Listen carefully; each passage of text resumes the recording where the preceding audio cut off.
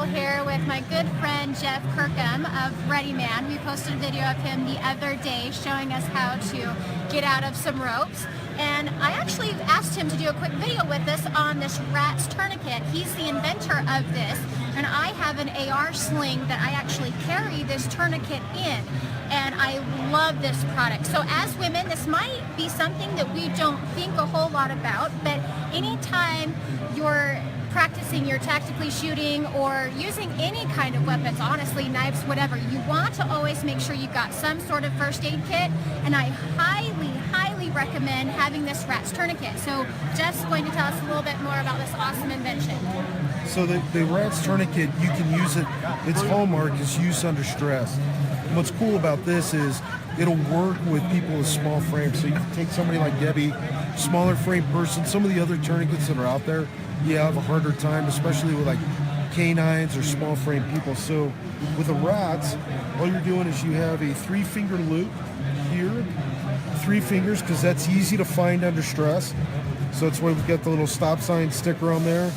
And then you're simply putting the running end through the loop like that, so you form a trucker cinch, and then that goes on the arm. And so now we can cinch that down. We wrap that multiple times. So now we've got the 1.5 to 2 inches that we need for tissue compression. And then this is just like a boat cleat, and we just pull it off to the side there. I didn't take it all the way to the vertical because it's really hard to get out afterwards. Sure. And then that's it. You know, So it's interesting. I was reading a review the other day, and they were talking about tourniquets as a whole.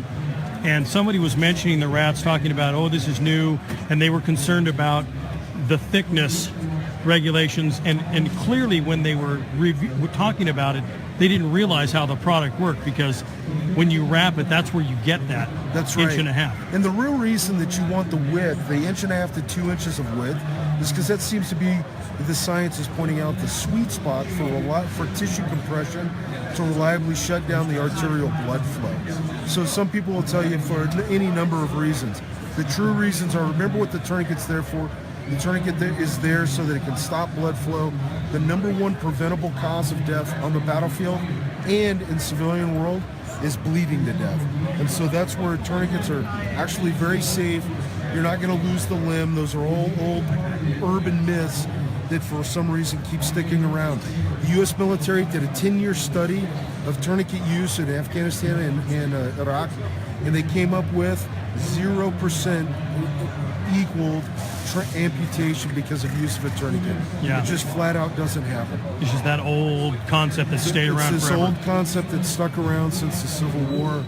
And so tourniquets are very fast, they're very easy, and they should be a part of every first aid kit. And this is self-applying, meaning this is really easy to apply to yourself. Sure is, yep.